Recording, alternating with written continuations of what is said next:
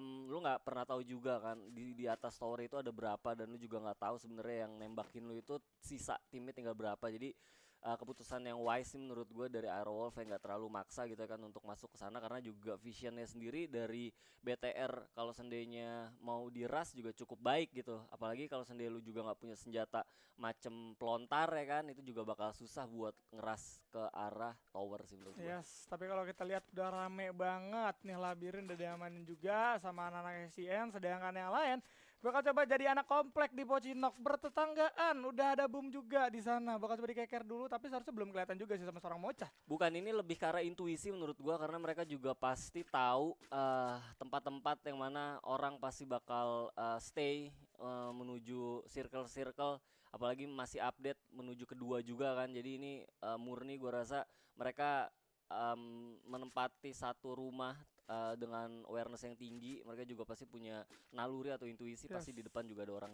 Dan yang lebih lebih bijak adalah ya nggak usah buang-buang resource sih. Dengan yang gue lihat sendiri nggak pakai fast ya kan, gue juga nggak tahu peluru ada berapa, gue cuma 2, medkit cuma 1. Gue rasa udah bener banget XCN ngekip rumah labirin tanpa mengeluarkan suara-suara yang menimbulkan keributan gitu ya kan. Yes, ini berarti di awal-awal kayak gini Bermuda yang mana permainannya cukup pasif. Insting dari kedua belas tim udah bener-bener menyala ya bisa gue bilang. Iya, iya, gua rasa itu nggak aneh karena 12 tim yang di sini adalah 12 tim yang memang gua rasa juga sering ketemu gitu. Dan Ya, ya, kalau ya. kita ngomongin kompetitif ya kan, ada satu kepentingan, mereka juga harus juara. Di sini e-sport semua, kayak nggak mungkin lu ngelakuin hal-hal kecil yang bikin lu malah nanti tereliminasi. Dan yang terjadi adalah seperti ini gitu, pasif, defense, ya common gitu. Iya, aman aja. Tapi kalau kita lihat dari Rosugo sebenarnya udah ngelihat juga ke arah Yoji, cuman nggak mau lagi-lagi karena jaraknya masih terlalu jauh. Bener. Belum coba ngambil resiko juga karena dari EOG juga masih bisa manfaatin patahan. Ya, sudah dibuka tembakan dari Rosugo tapi udah nggak kena vision dari Rosugo yang justru ketahuan nih sama teman-teman yang ada di Pocinok. Iya, lebih tepatnya kalau gue lihat Rosugo ini pembagian visionnya cuman kayak kasih tahu lu jangan kemari gitu ya kan. Jadi gue juga karena dengan potensi dia ngeluarin tembakan, even dia ketahuan, posisinya pun juga nggak akan pernah bisa disamperin, cukup terbuka. Jadi lebih tepatnya ke arah memberitahu aja sih lu jangan kemari gitu ya kan, biar juga nanti mereka bisa bisa sustain gitu sampai di fase-fase late game sih Yes, seharusnya. dan tadi yang menarik adalah RRQ dan juga EVOS masih berada di luar zona ya. Iya.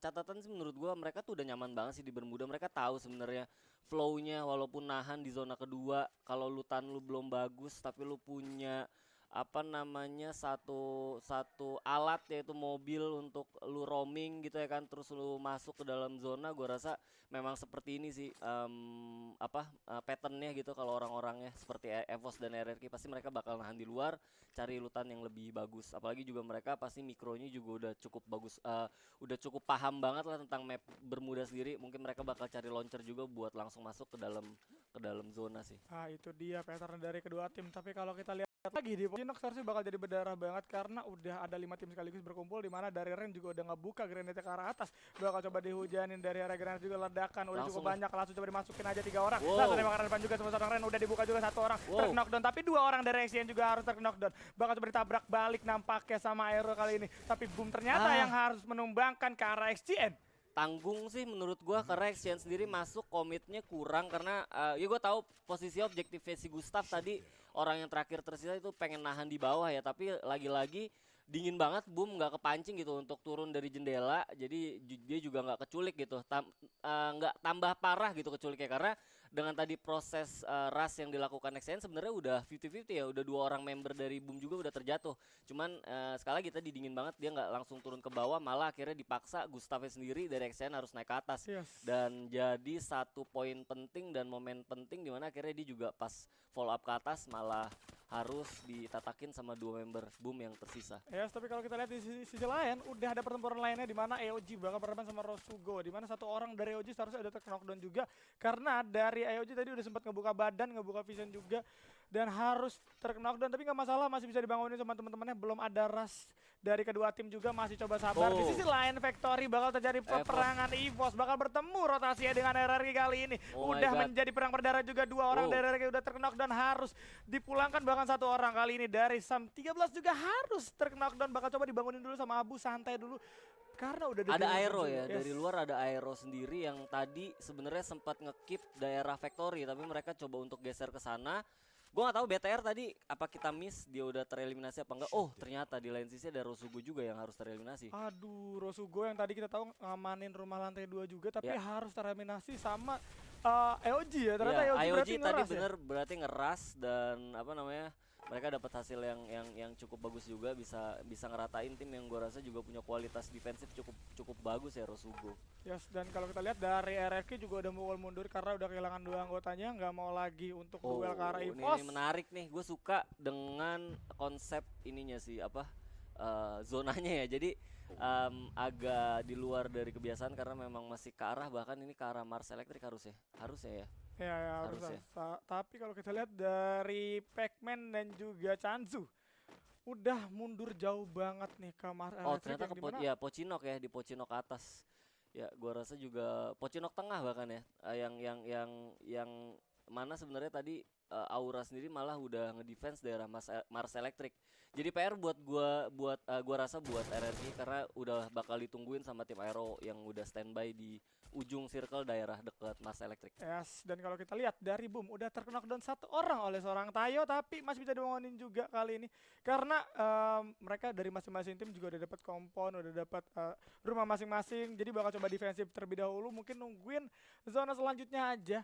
Karena masih banyak juga tim-tim yang belum masuk ke dalam zona, bakal coba rotasi yang mana itu bakal jadi bahaya banget dan bisa aja dipotong gitu sama tim-tim yang udah di dalam zona gitu kan. Ya itu gue sering banget ngelihat, nggak tahu kenapa hampir di beberapa kali bermuda ya zonanya ke arahnya Pocinok gitu ya kan. Dan terakhir gue nge-cash di lower bracket baru kemarin itu di sini itu di late circle itu masih sisa 9, dan poinnya adalah saat circle ke-6 itu langsung ke sisi 5 dalam waktu 10 detik gitu. Jadi cepet banget, dan itu ya ini kemungkinan bakal terjadi lagi sih harusnya, karena hampir semuanya udah pada di dalam Pocinok ya kan. Yes. Kalau seandainya gesernya ke arah rumah labirin sih, yang tengah-tengah agak kebuka, itu seru banget sih karena terbuka ya kan. Iya. Jadi rotasinya kelihatan semua. Dan bakal seru banget sih. Dan kalau gue lihat ini bakal jadi satu advantage buat tim-tim yang memang udah pada standby di tengah, dan terutama IOG sendiri yang tadi berhasil mengkudeta Rosugo yang udah dapetin 1 kompon di sini, dan bener aja zonanya masih dekat sama mereka. Udah ada peperangan dari Aero kali ini, bakal coba dihadapin sama seorang EVOS, di mana ada Abu yang udah terknockdown juga, dimasukin aja sama Sam 13. Bakal coba di jump shot karena depan juga masih ada 1 glue wall yang di pop up, tapi nggak bakal bisa selamat juga. Masih bisa diselamatin nampaknya oleh 1 glue wall yang berhasil di pop up, tapi kita lihat dari belakang ada Street yang berhasil di knockdown juga. Abu udah di enter ternyata, Sam 13 bakal coba diambil. Kali ini coba sabar dulu, udah 1 glue wall lagi, tapi ada grenade, hati-hati bakal langsung meledak aja. Sam 13 bergantian, Mister 05 tersiap sendirian dari arah kejauhan, bakal coba ngambil karabeng dan harus tumbang dari EVOS di posisi ke-8. Iya, kalau gua rasa dari setupnya sendiri ya, yang memang tadi si Sam sendiri berusaha buat ngeras 1, tapi malah pop up glue wall-nya juga cepet banget ya. Udah ada pelontar juga tadi dibuka. Lord gak bisa kemana-mana walaupun ada glue wall juga yang cukup banyak, dimana sekarang Aura udah mulai masuk juga ke dalam rumah sabun. Piu, langsung double barrel ke arah depan, jump shot aja, ada 1 glue wall, gak masalah, masih bisa ditembus juga dan harus tumbang nampaknya dari EOG, tapi gak, masih ada sisanya 2 orang kali ini. Bakal coba bertahan tapi gak bakal bisa juga karena 1 orang lagi bakal coba di knockdown and langsung gak make lama, gak pakai pikir panjang lagi dari Aura. Iya betul banget, dan kalau lu lihat di minimap itu tim 2, tim 5 udah pada ngumpul juga, dan pasti bakal langsung ada kontes sih harusnya. Tapi dengan kontes yang cukup banyak, RRQ bisa bergerak dengan nyaman masuk ke dalam zona juga, tapi udah ada bantuan dari Bengali bakal coba masuk ke dalam seorang Chanzu. 2 orang harus tumbang dengan pelontarnya. Wow, Beng bener-bener jadi satu tokoh penting sih menurut gua di match kali ini di tim Aero, karena tadi juga sempat bikin EVOS juga keteteran ya. Dan ini hasil yang cukup baik banget, mereka berhasil nge-wipe tim RRQ yang notabene tadi juga udah defense, dan dan cukup baik banget tadi Aduh, sebenarnya itu zonanya Bali. ke Aura, ke Aero dong. Ke Aero ya bener. Iya ya ampun. Dan itu bakal ada turunan ya, ada high ground dan juga low ground. Itu dia, tapi di sisi lain Au. Tayo udah harus di knock in dengan cepat pastinya sama Yoga Padang kali ini. Bakal coba dimajuin lagi, diputerin dulu sama Jars, bakal coba dicari pemain dari Boom kali ini. Satu persatu udah mau keluar juga, di mana kita lihat dari arah Wiza juga Waduh. tumbang, udah ada M179 langsung kena kepalanya, harus dipulangkan. Boom keren banget mainnya, mereka bener-bener kayak bisa nahan gempuran-gempuran, udah 2 tim dan bahkan mereka berhasil masuk ke 4 besar. Wow.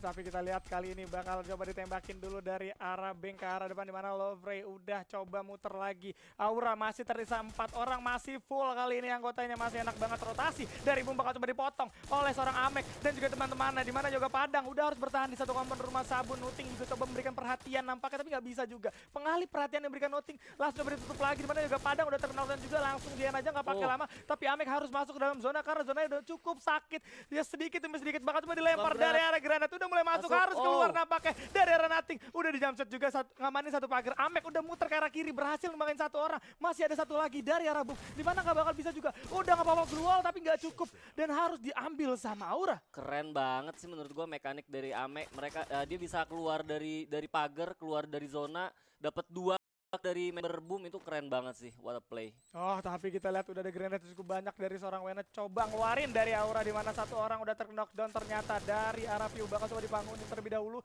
gak masalah kali ini bisa dibangunin satu persatu. Deadly juga udah mulai mendekat, tapi di sisi kiri ada Wena juga, bakal coba langsung dimajuin aja sama seorang Deadly. Misi bunuh diri dan harus tumbang dari Deadly, terknockdown aja dari Amek. Bakal coba follow up teman-temannya kali ini, di mana Aero udah terbagi 2 lawan 4, cukup kuat dari Aero. Bakal ada keluar di pop up, di mana Amek udah tertumbang, terknockdown, tapi masih bisa dibangunin terlebih dahulu. Dan ini dia, Aura berhasil mendapatkan Buya.